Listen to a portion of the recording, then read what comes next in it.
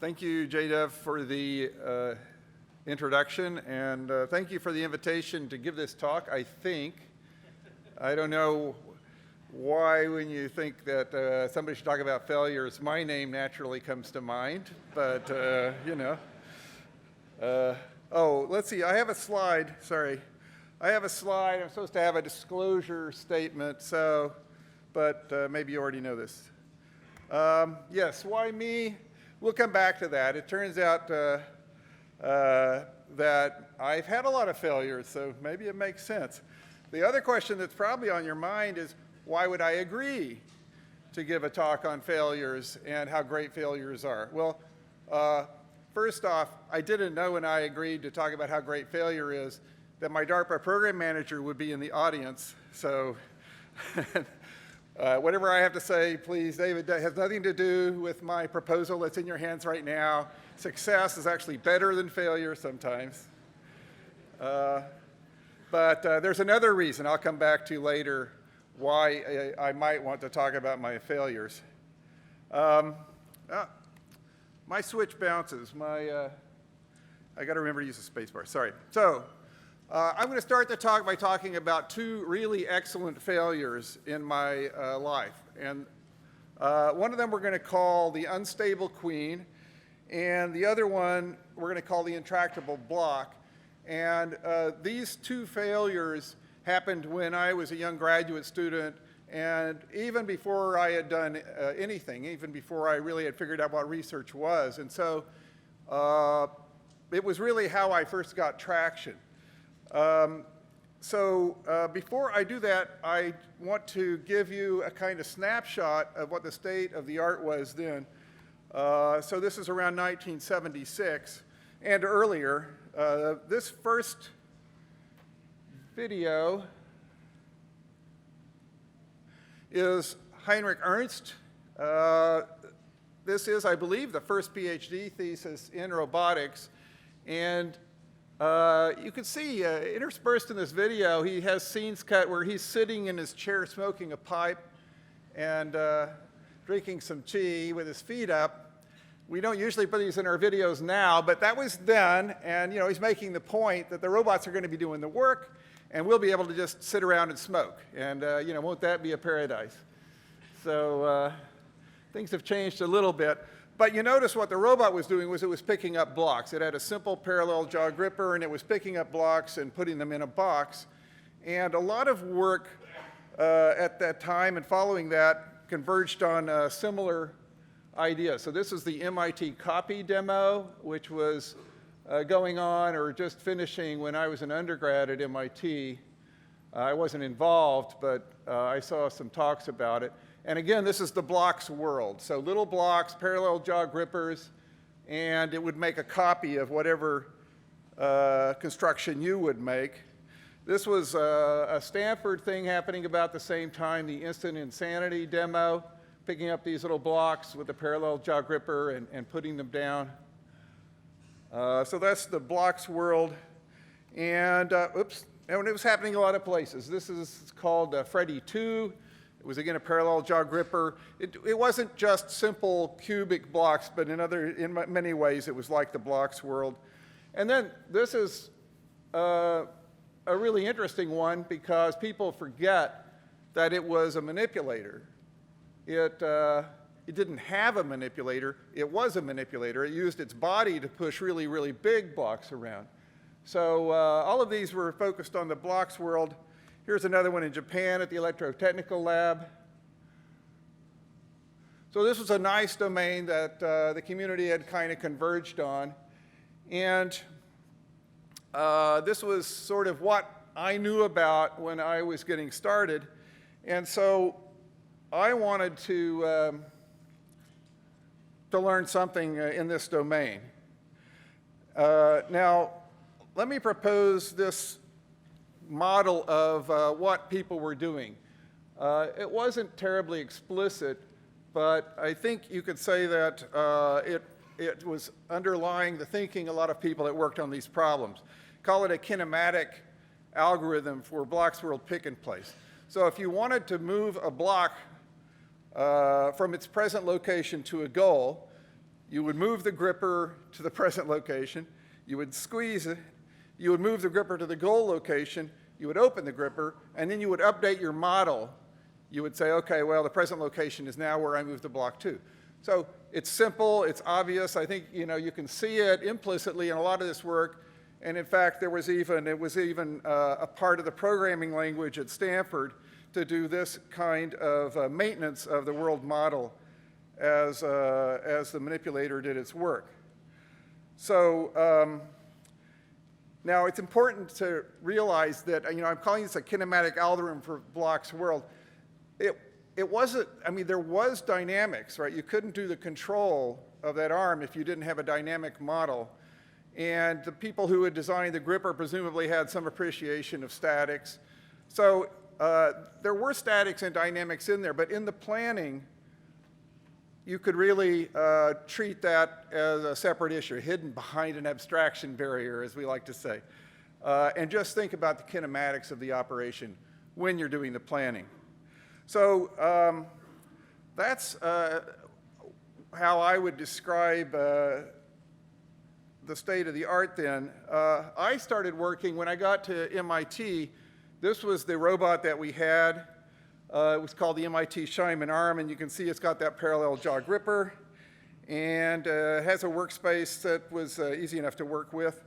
And so what I thought I would do to get started was to just do an easy project to learn how to program this arm and sort of learn how things worked. And I thought I would move chess pieces around. And in fact, to start, I started with the queen. I was just going to move the queen from this space to that space, and then put it down, and then pick it up again, and put it down over here, pick it up and down, put it down over there. This is the unstable queen problem. What happened was that after several of these moves, the queen would fall over. Okay, and it really was pretty repeatable. I don't think I ever moved it 10 times in a row without it falling over, but it never fell over the first time. It would fall over after 5 or 6 times. And the reason is that there's a little bit of error at the beginning, and the process was unstable. It wasn't unstable in the real time sense of a single grasp. It was unstable in the sense of the discrete process being iterated.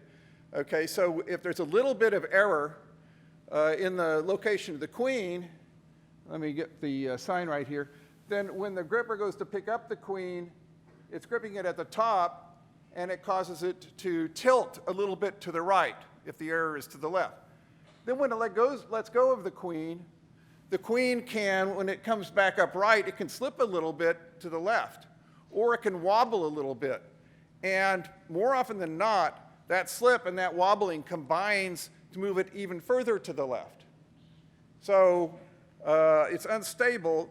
I have a video here so you can see for yourself an example of that phenomenon. And whether it works or not totally depends on the details. Is there felt on the table? Probably wouldn't happen. If you play around with these things enough, you can get some of them to go the wrong direction. But more often than not, they seem to actually, if you push it to the right, it tends to go to the left. Now, if you push it at the bottom, things are different.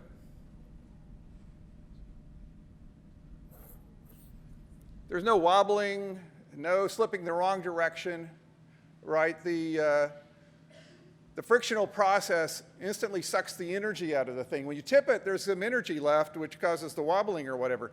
When you push it, the energy is instantly gone, and so you end up with a more robust process. So, okay, that was like the first thing I did, and I really didn't know what to make of it, and I kind of set it aside and moved on with my life. It was really a year or two later that I hit on the next problem. So that was the unstable queen problem. We'll come back and talk about that a little bit. So far, it was just a failure. Okay, it wasn't a useful failure yet, but you'll see in a bit, it was really a useful failure. So the next failure I want to talk about is the intractable block, which is related.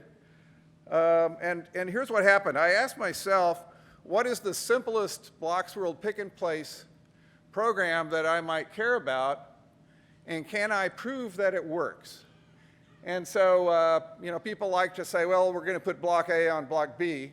And so here's a little sort of kinematic algorithm for putting block A on block B. You just go to position 1, you squeeze, you go up, you go over to position 3, down to 4, open, and what you would like is a system that could formally derive that the block A would now be on the block B after that set of actions.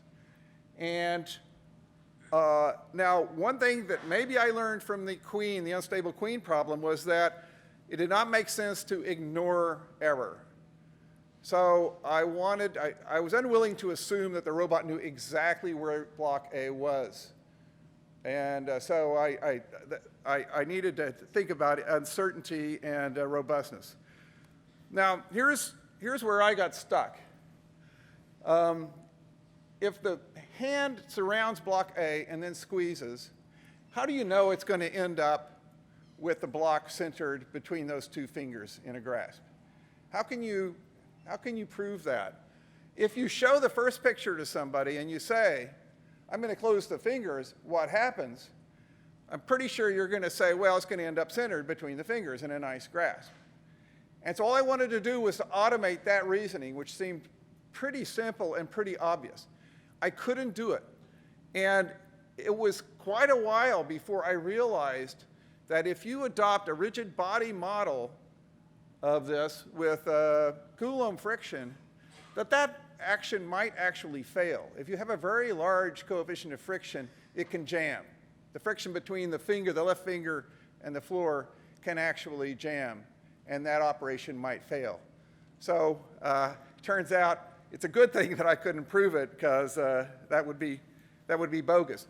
But that's not the one that really caught my attention. This is the one that caught my attention. It's a top view of the same thing, and it's kind of like the hinge grasping thing that we saw that Stanford. Oh, we haven't seen that yet. Yeah, getting ahead of myself. We'll see a video in a second. There were a few people that had noticed already that when you squeeze things, you're getting this alignment. It could be useful. You could also squeeze two things at a time, and it would align them with the fingers and with each other. And that was actually, if you go back and look at Russ Taylor's PhD thesis, you'll find a picture in there of that operation. So again, the question is, can I prove that this will work? How much misalignment will it tolerate? What are the assumptions that you have to make? How do you do the dynamic modeling in order to analyze that kind of thing? And remember, I didn't know how important it was. Was it really important? Because so far people seem to be getting by without it. And then I saw this video. The third segment demonstrates the mounting of a hinge using two arms. The arms cooperate, but in one of the simplest ways. That is, only one arm moves at a time. The blue arm first pushes and then centers to locate the hinge. So did you hear what he said? He said the blue arm first pushes and then centers the hinge.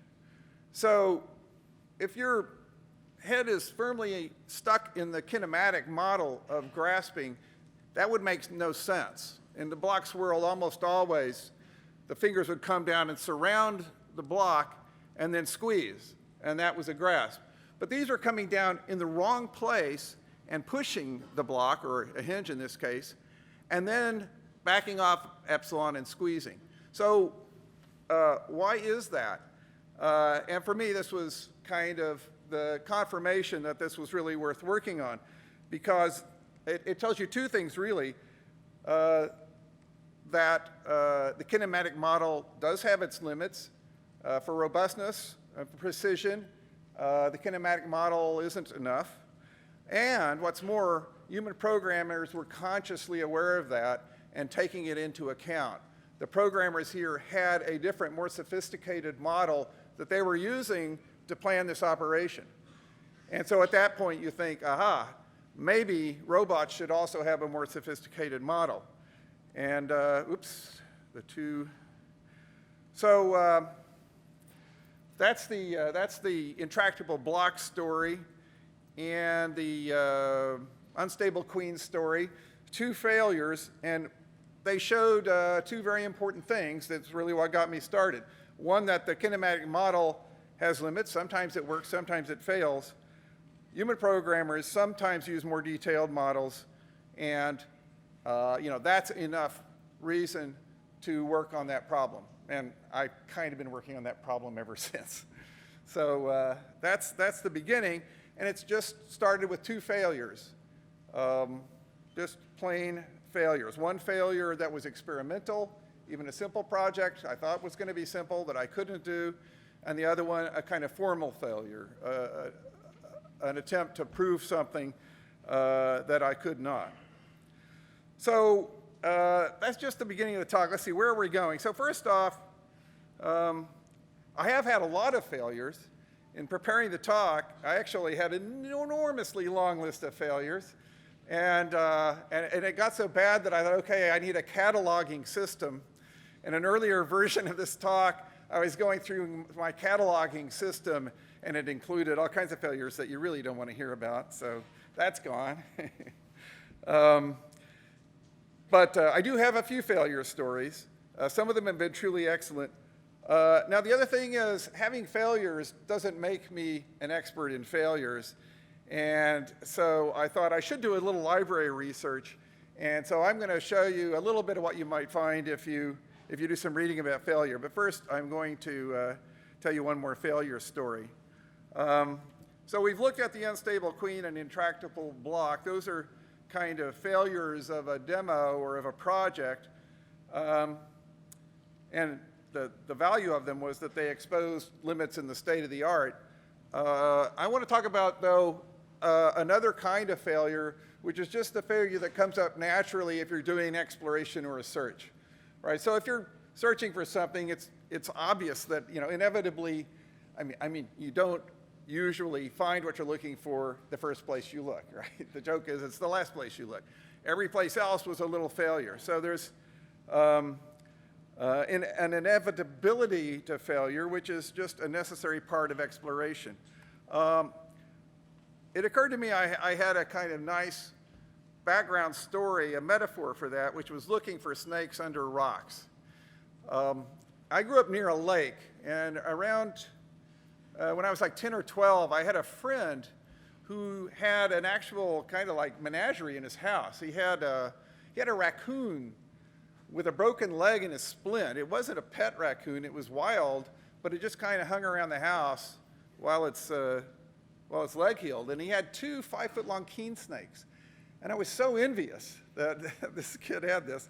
And how did he do it? Well, we were good friends. We would walk around the lake together, and I saw his technique. So I knew how he caught snakes, and I would try to emulate it and try and catch some snakes myself. I never really succeeded. Here's my algorithm. You flip over a rock, okay? Now, if there's a centipede or a scorpion or a big spider there, okay, don't grab. If there is a snake, well, make sure it's not a rattlesnake or a copperhead, which are poisonous. And then you don't want to just grab it anywhere because it'll bite you.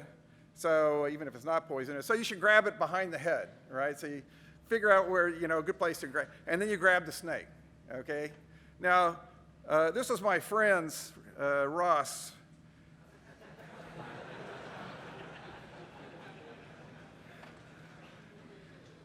Can you see the difference between these two algorithms?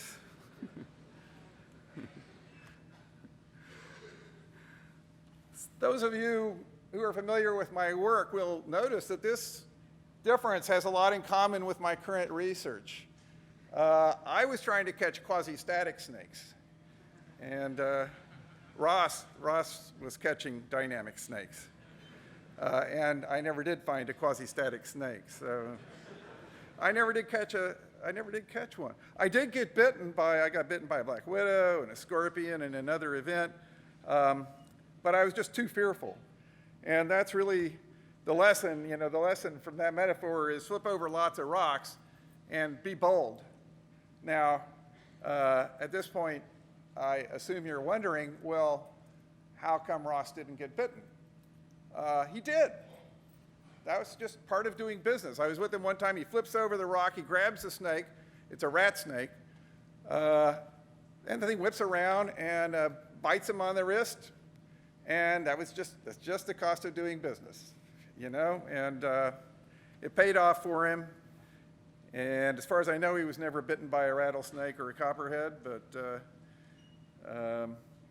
maybe he knew they wouldn't be there. I don't know. Well, so that's one metaphor, but it has limits. My dad liked to say that ideas are cheap, that the value of an idea arises from the work that you put into it. And I think that's an important lesson. There are lots of ideas floating around. We live in a sea of ideas, right? I mean, there's more ideas floating around in this meeting than you could deal with in your lifetime. It's very rare, though, that an idea pops into your head and it's ready to go, ready to make you, rich or famous, right? They do take work. So in that sense, it's not like flipping over rocks. Maybe it's more like polishing rocks.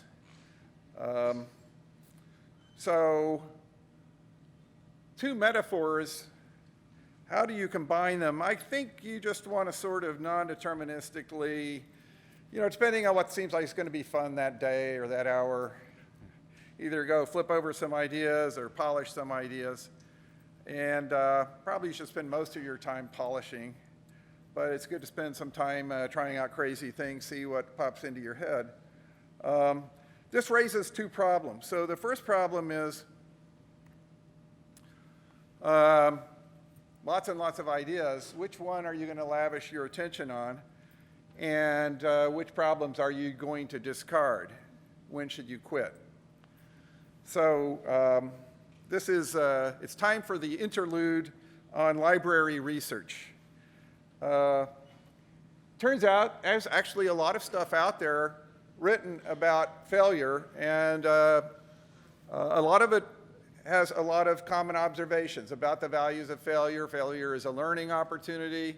It's inevitable in so many of your enterprises. It's often a stepping stone to something successful. The thing that first caught my attention was this article in the New York Times just a couple of weeks ago, and it has in turn pointers to several previous articles, which then have also citations of academic literature. And so it's actually a pretty rewarding thing if you have some time to chase these down. The main highlight of the first article is that sometimes failure is a good option. If you have a group working together on a problem, a lot of times the best thing they can do is step away from it. And maybe they discover that they didn't need to solve the problem anyway. Maybe they find a workaround. Maybe later on they approach it with a little bit more perspective. So sometimes it's a good idea to quit. But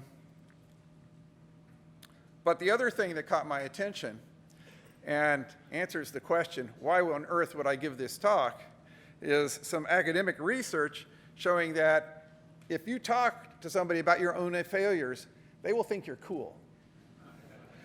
So let me talk about another failure of mine. This relates to caging. Now, I know a lot of you know a lot about caging, and so you're just going to have to be patient while I spend a little bit of time bringing others up to speed. So let's say I wanted to move this bottle around. Hang on a sec.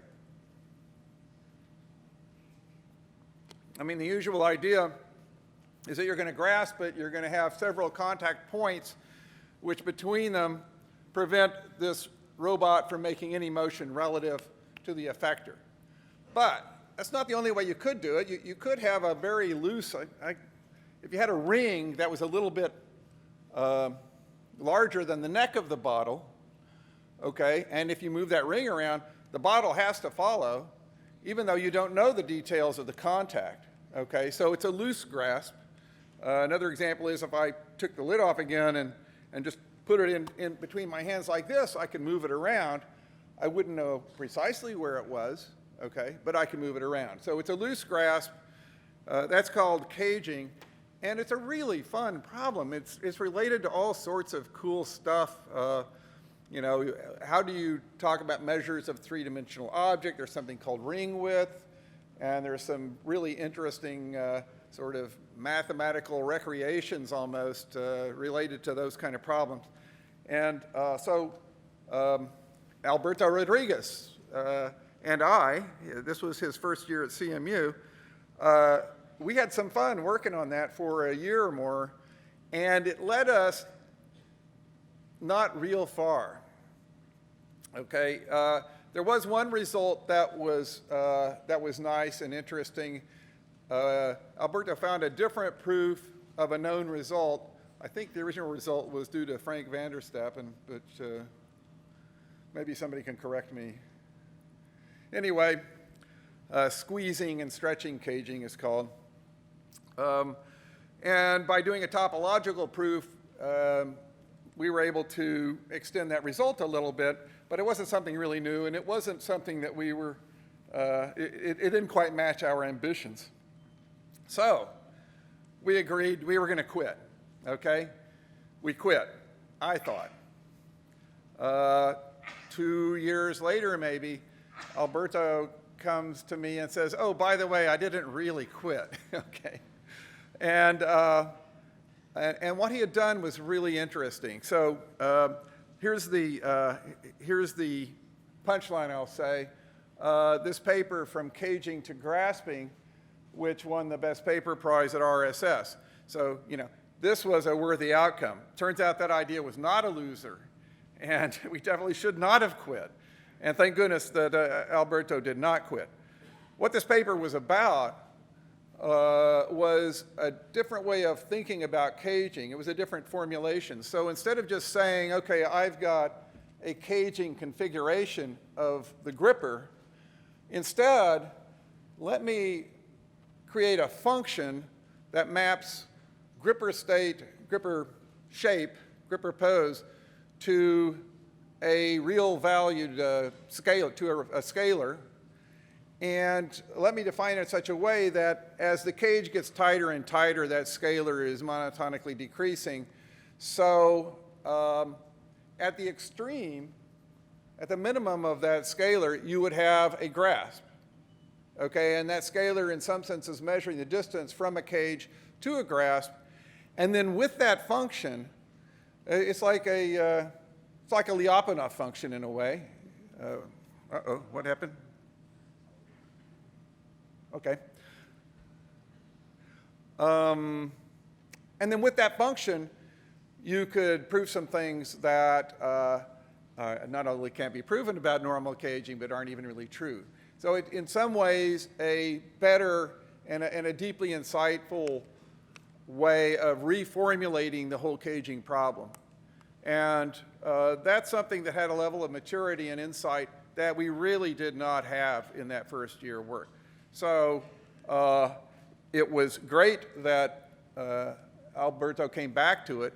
And so, you know, this was a failure on my part, but it was a bad failure. There was nothing excellent about me saying, I'm not going to ever work on caging again. That's a loser. The right thing to do was to set it aside for a little time and approach it again a little later, revisit it. So that addresses the question I raised before, when do you quit? My current thinking about that is you shouldn't quit. don't quit. Just push it down your stack, push it down the priority queue, okay? Hang on to it. Even if you think, oh my God, somebody scooped me. I had this great idea, somebody come along and scooped me, okay? Well, don't entirely let go of it. If you come back and look at it later, you'll probably realize there's some things that you can do that still need to be done. Or maybe the person you thought scooped you doesn't really have what they think. So here's I guess my model of how to approach this kind of thing. You should keep all your ideas, okay? Keep them in a pipeline. In group discussions, this becomes quite explicit. So in group projects, we have something in the manipulation lab for a given project. We'll have something called a threads document. And as the discussion evolves over months and years, as people are proposing different directions to go, we're just writing it all down. And you kind of end up with sort of a tree structure, you know, the organization is getting refined, and there's just more ideas than you can possibly deal with, and you're picking out the ones that you want to focus on where you think you're going to get the most profit, intellectual profit, usually. So keep them all. It's a good idea to have ideas at several levels of maturity, right? So you have some crazy idea. I mean, you know, the way it is with me, I assume it's the same with everybody. When I first have an idea, I think it's awesome. You know, I'm really excited. It's like the greatest idea. It's going to solve robotics. And then I tell it to a friend, and my friend says, I don't know. Or, you know, you write it down in your notebook, and you look at it the next day, and then you're the one going, maybe it's not quite the brilliant stroke of genius I thought it was, right? And then, you know, it takes work, right? You bounce it off your friends, you get stuff back from them, you push it a little further, or you combine it with some other ideas, right? It's the work that you put into an idea, this refining it. And so as that's happening, and as you're doing real projects and getting real results and other people getting involved, you know, you have a more and more mature idea. So you want some ideas that have gone through that process, but you should at the same time have some other ideas that are at the start of the pipeline. Because what you don't want is to finish an idea and then say, oh, time to start all over with a totally crazy idea, because it's going to be a year or 2 or 3 before you've got like publications or, you know, any kind of rewards. I actually had that experience once. There's another failure. I had that experience once, which was that I wrote this book on the mechanics of manipulation. And I was so focused on that book that at the end of 2001, when that book was published, I looked back at my pipeline and I was like, oops, the pipeline's empty. I didn't know what I was going to do.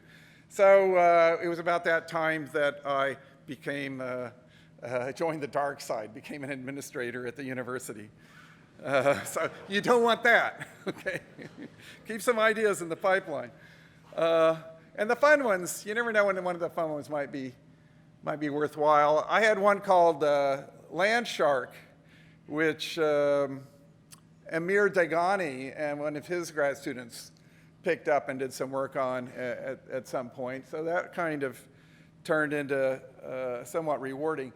The one that I think is most fun, that so far there's no real reward except trying to amuse people at a blackboard, is that bowling pins should be intelligent and mobile, and when they see the bowling pin coming, they should organize a defense. You know, they can figure out whether they can dodge the bowling pin, or maybe they should hunker together, you know, for strength. Maybe they want to sacrifice one, elect somebody, and send him out there in front to deflect the bowling ball.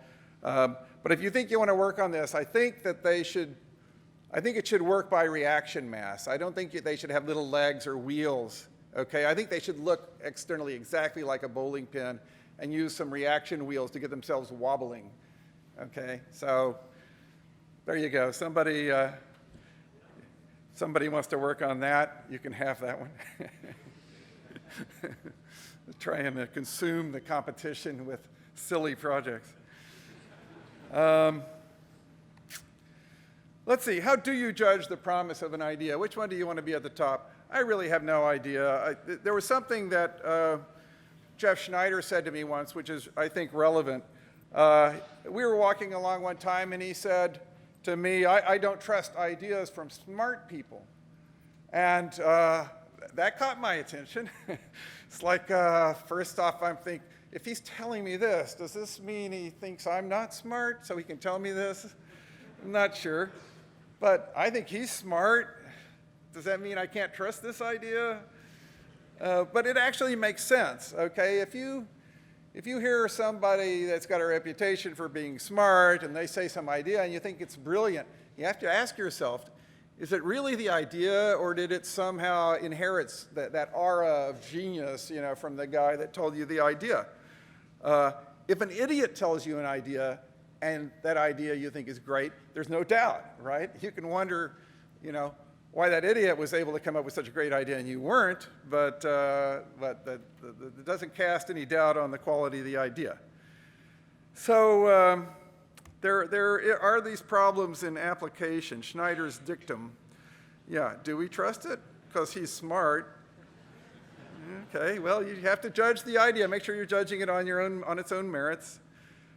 Here's another question. Now all of you know Schneider's dictum. And so it would behoove me, if I'm trying to convince you the quality of my idea, to first convince you that I'm an idiot, which is why this talk is going the way it's going so far. Should you trust your own ideas? Oh, well, that's easy. Absolutely not. You should, you know, I mean, you are a total sucker for your own sales pitch, at least if you're like me, right? Every idea sounds great when I hear it coming out of my mouth or when I'm thinking about it in my head. You really have to go through that process, that maturation process. So that's pretty much all I have to say. You know, failures are important. They can drive your research. They can drive the field. That's pretty important. Ideas are cheap. It takes work. You have to polish them. Keep several ideas in the pipeline. Don't quit. I mean, pause, right? You know, move on, go do something else. Go work on some other idea in the pipeline. Push an idea down the priority queue. Don't throw it away. If Alberto had thrown that idea away, we would be deprived of a great result. And don't trust smart people's ideas, especially your own. That's it. Thanks.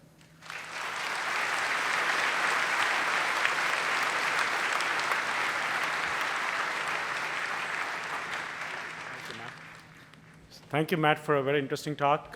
We have some time, actually just 5 minutes, if there are any questions in the audience.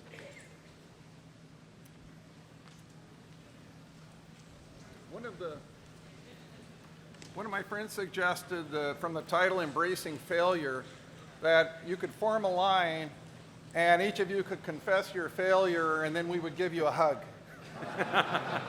We would embrace your failure.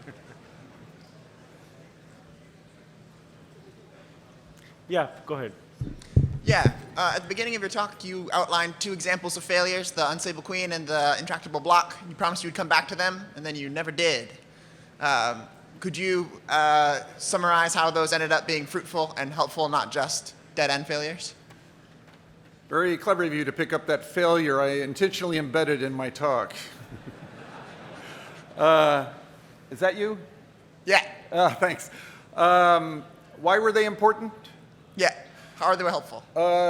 They demonstrated that I'll call it prevailing, there may be other opinions, that kind of the prevailing model of pick and place in the blocks world was inadequate.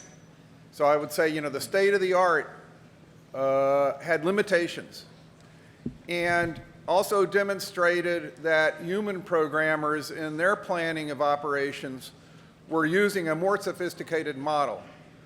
So what that suggested was a direction for research which was to look at those more sophisticated models of the grasping process. Does that answer the question? Yes, it does. Thank you. Thanks. Do we have any other questions? Howie, you had a question? Howie has a question.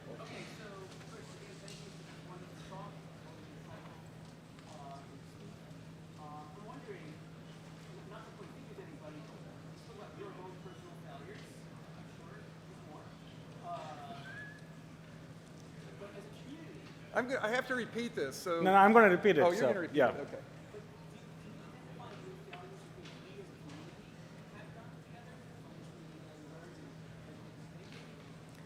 So Howie's question is, he talked only about his own failures, but he really did not talk about the failures in the community as a whole and if there are things that could be learned from it. Is that accurate? And actually, that was my motivation for this talk as well, by the way, just so you know.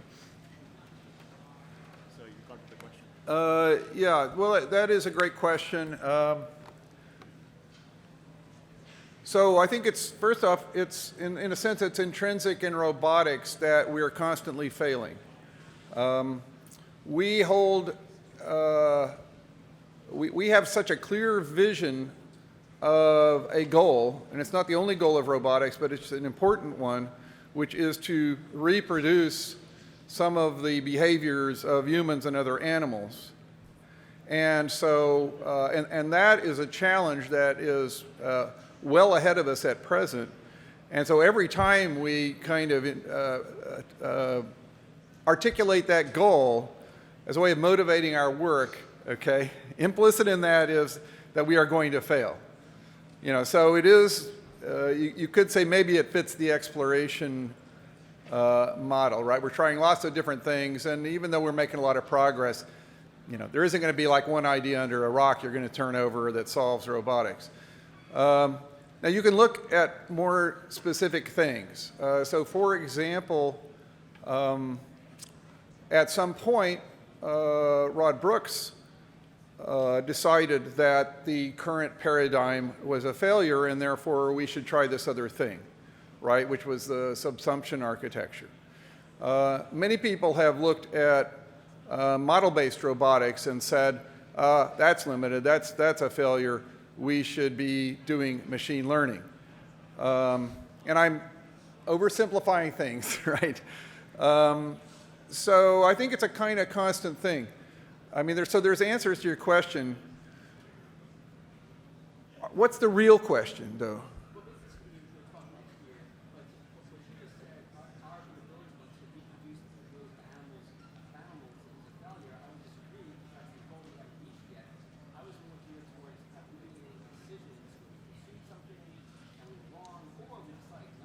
Yeah.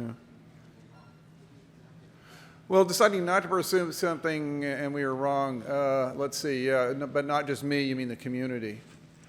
It's funny, what actually comes to mind is the opposite. So when I was in grad school, we all knew, at least the 3 or 4 of my friends and I, that neural nets were a failure because Seymour Papert and Marvin Minsky had proven that perceptrons wouldn't work and people hadn't gone beyond that.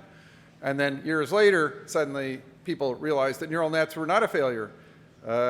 We should do something with them. And they did a lot of things with them. And then they realized, oh my God, they're very limited.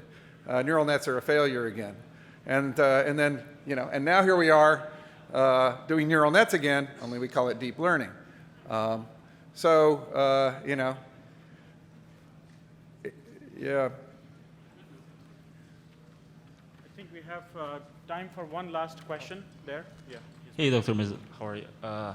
So you showed the example of the rock and the snake. Your friend Ross against your methodology, quasi-static versus dynamic. I've been working on quasi-static manipulation for 2 years. Should I just flip the rock and grab the snake? Or should I just continue doing quasi-static? How do you feel about it? Everybody in the room, you should all stop working on quasi-static and start working on dynamic. I don't know. We should look at what you're doing, and then even if you do decide to move on, I think you should just maybe move quasi-static down the queue a little bit. Maybe you should, what would you do with a dynamic model instead? I'm asking you a question now. Oh, yeah, that's, well, I guess I need to do the quasi-static first. I'm still working on some details there, but yeah, pretty much, I mean, focusing on low-cost manipulation, zero degree of freedom in the factor. How can you pick an object with no degrees of freedom? So the way we found it was quasi-static. That worked well. Picking up objects against gravity. So dynamic. I think my mind is fried from giving this talk. Okay, no problem. Yeah, I'll revert to a vague answer.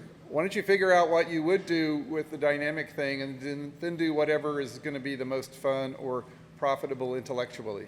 Okay, sounds good. Thank you.